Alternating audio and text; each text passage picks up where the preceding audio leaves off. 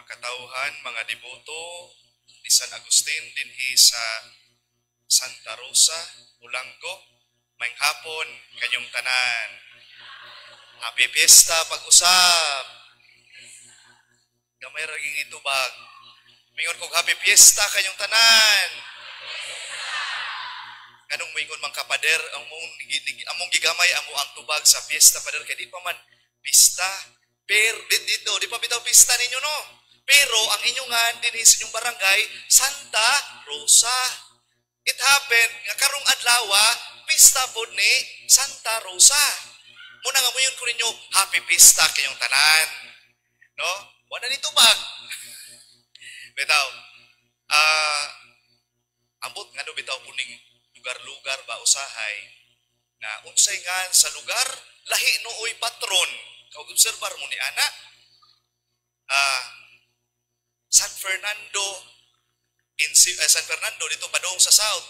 San Isidro ang patron. San Remigio, di man pod si San Remigio ang patron, si San Juan Nepomuceno man pod. Dinhi sa Santa Rosa Olanggo dili si Santa Rosa, pero si San Agustin. Pero dire pud ta makita makigsunan ko ni Kristo, tuod nagkalahi-lahi siguro silang pangan, lahi ang patron, pero unsa may nakapatas nila, ang nakapabalaan, ana nilang duha, o ana nila kaning mga santos, usara gyud. O mayon ko naslay kinaiya nga pariha nga sama ang pagkapapaog sano. Si San Agustin gipautanan ni siyang katulo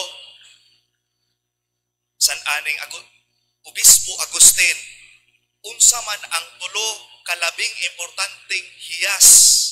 Mingon siya, ang tulo kalabing importanteng hiyas mao kini pagpaubos, termero. Ikaduha, unsa man pagpaubos. Sa may katulo, pagpaubos gihapon. Ipautana siya ni ana. Unsa may labing nindot nga hiyas, mingon siya, ikatulon niyag balik. Pagpaubos, o pagpaubos.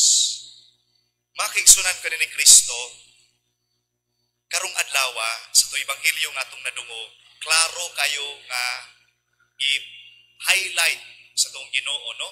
Ang pagka-mapaubsanon. Kaysa pagkatinuod, ang pagka-mapaubsanon, paagi o kinaiyaman kini sa Ginoo. Unsa may sukwahe, unsa may opposite sa pagkamapaitas sa pagkamapaubsanon, ang pagkamapaitas-on dili na kinaiya sa Ginoo. Gani na attribute mo ni nga saying ngadto ni San Agustino, unsa may nakapa dautan ni Lucifer.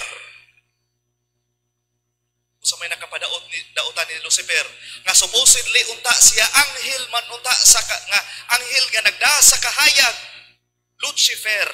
Oh, kay tungod sa iyang pagdili pag-alagad sa Ginoo, kay gusto sad siya nga mupatas sa Ginoo. Muni nakapadautan baya niya. No? It is by pride that angels turned into devils. Oh. Attribute na gikan gyapon nga mga linya ni gikan na ni San Agustin. Makigsunan ko din ni Kristo sa pagkatinuod. Itudloan ta sa tong Ginoo sa paagi sa pagpaubos. Kay kibaw man ang Ginoo nga ang dakong sayop gyud nga ato ang maangkon ang pagka-mapahitason.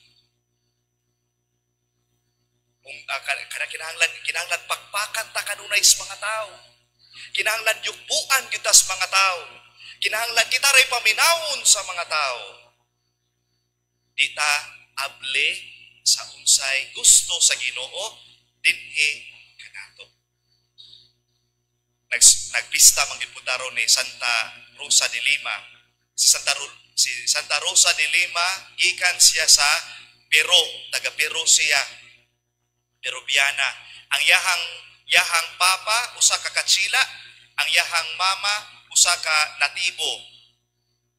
Kana siya na-attract gid siya sa kinabuhi nga sama sa mga Dominikana nga mga madre, bisan tuod og nagsuot sa minadre, di man to siya madre man si Santa Rosa, o din, wala gid siya ni profess as a nun, wa to siya ni profess. Pero usa siya ka third order laiko nga nagsunod nagsunod sa kinabuhi sa usa ka relyosa. Moto nga diha silahang balay nag-ask siya siyahang papa nga if possible ba nga maghimo lang unta siyang payag para adto siya mopuyo didto. Tuod man gitugutan siya.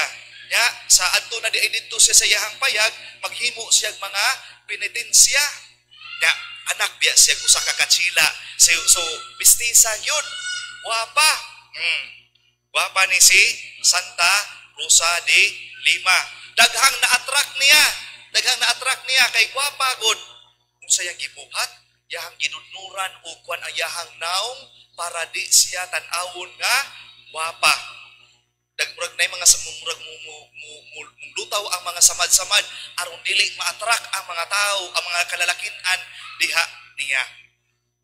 Dili ba sukwahi karong panahon no?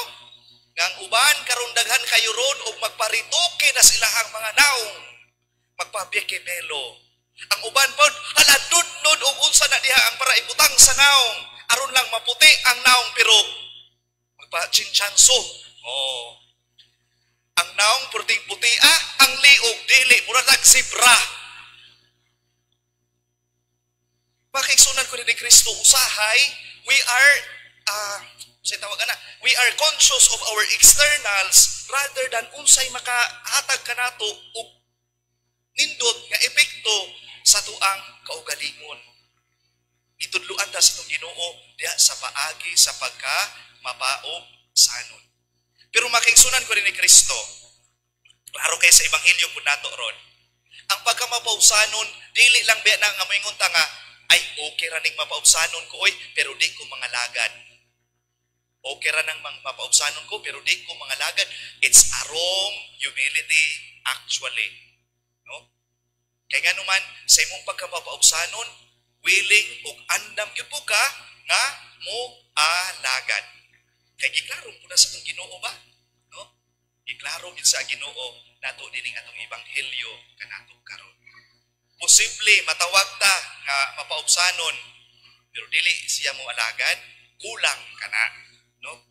Ang nakanindot nato nga nakadungog na ta sa itong Ebanghelyo, pinasubay usab pod sa ehemplo sa mga santos ngadto ang gipasidunggan. Si Santa Rosa o gani apil na usab pud niya si San Agustin, ilabi na siyang mga pulong, no? Usab kuno ang mga labing importante nga mga hiyas, yang tubag ug ikatulo niya, pagpaubos, pagpaubos, pagpaubos. Atong inungduman ang mga santos. Nahimo silang mga santos tungod baya pod sa ilahang pagkamapaubsanon o willing nga moalagad sa katawhan sa Dios o usab pod diha gayud sa Dios. Makaigsunan ka ni Kristo, hagit alang kanatong tanan. Hagit alang kanatong tanan. Ang tawag diha sa pagka mapa o sanon. Nabagoy taong muduol sa usa ka hambugero o hambugira? I think wa. Ano man, ay, di po na nato kinaiya, no? Ay, di na anak niya, ay, kamugira ka na siya. Di na anak niya, ay, kay snobbish na siya, mulaginsa, na dayon ta. Ano man, kay usahay, tawhanon, of course, no? Tawhanon po kayo na nga kinaiya kung ugali, makwanta sa ato ang pagka, mapaitason. Pero mora gyud pod ni, diya sa itong pagka mapaitason, lower down ta sa Ginoo. Ang naa diha ang mapaubsanon, iisa usab pod sa Ginoo. Kibaw gyud ang Ginoo. Kibaw gyud ang Ginoo sa batasan sa usa ka tawo. Diha bitaw toy usa ka higayon, makigsunan ko ni Kristo, umingon ta og kaning mapagkamapaubsanon ba? I-test pod usahay ang atuang pasensya. One time, ako na-assign man ko, na destino ko sa ka eskwelahan before ko sa ako ang assignment karon. Na destino ko sa usa ka eskwelahan. Karon naami meeting ang mga pare nga naa sa eskwelahan, ano nami meeting kay tungod matagpuan do nami panagtapok. Wa kuing na nga sa maong panagtapok di ay kinahanglan mi mag-itom og polo. Kakwan mo nang itom og polo niya do na gani puti din o binari gud ba? Wa gyud ko sultiing nga mo din ay sulubon. Wa gyud ko alamag. Pagtungtong nako dito sa meeting, nahibong naman lang ko nga ako nakapolo ra kog checkered nga polo. Sila kay naka-itom nga do na joy puti din ana. Binari yung kaayo. Waman mo nagsulti in town. Oy, iingnan mi nga. Pag-ingnan po ko nga, naman na, every meeting na padarchan. Kung nga, wag yung ko kabasa, yun siguro, I was not informed. Pagpaniod to, dunay giandam na dako kaayo nga lingin nga lamisa. Dunay mga plato na nga gikulba dito, ug naay mga kutsara ug tinidor. Naay baso po dito ang nakakuyaw kay ang mga ngana mo tuan na dito o sa baso no I mean sa plato rather inig gikulob lang pero inig abli nimo wala ray design sa kulob naay pangalan di dilingkod po ko diin ang ako ang ngalan nakita nako lingkod ko adunay usa ka nanay gikan sa kusina. Ya, nagtanaw ko kung kugalingon, nag-itom biya sila nag-itom sila polo, pinari yung kayo ako nag-checkered ako.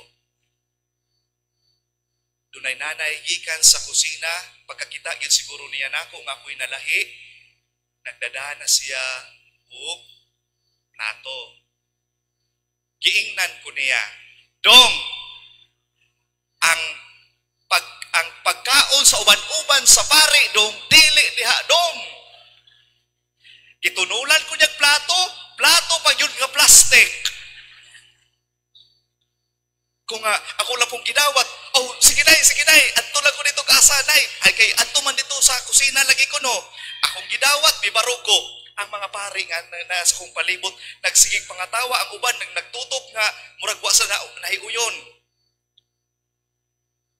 Ipalingkod ko sa nagtapad na ako. Saan lingkod?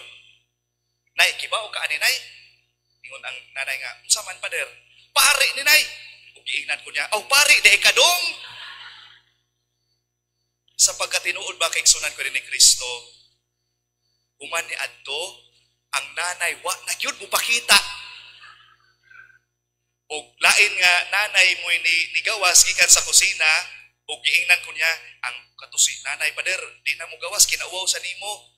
Pantay lang ka ni kumagkaon. Wa dili sa pagpanimaos, ako dyan sa giadto, ako sa giingnan nga, nay, siya nga, pader, nauwaw ko nimo, kung ayaw ka, kung kauwaw ka na. Ano man, kay katuog yun itaon siyang sakristan ko. Kung nga, nay, ayaw ka, kuha na naghanap pa nga batanon kung naong nimo, nay. Ako na po itaon sa ginanaan ba? Kay nga no, kay mo lagi ko no ayahang paglantaw in town, nasayop in town po siya. You know, makaigsunan ko ni Kristo, lesson to nako, lesson po to baya sa usa ka nanay. Nga, nakaingon ko nga, paita yun gidi ay, kung di ko magsuot og pinari, di ra gyud ko mailhag pare. Si nanay po, wa to pag-iupo to sa kaila, punako, no? Kung siguro unakon nasayop bitaw po siya. So, patas akong paglantaw to, patas na ginako. Ano man, kay umpod taon siya na-inform. Ako wa po ko ma-inform, nga pasulubon dahil ko ginato. Katong pinari yun. Makiksunan ko ni Kristo, lesson para nako, lesson usap po ato ni nanay, ang kanunay yun na ito i-practice, ang mapaubsanon. Di lang kay tungod kay dunay bisita or dunay kuan. No, tanang higayon. Sa tanang higayon. No? Ato ang in a way, sakto or balanse nga pagtratar nato sa uban. Maglantaw nato sa paagi nga pagkamapaubsanon, ang uban usab pod mutanaw po nato sa paagi nga respetaan buta.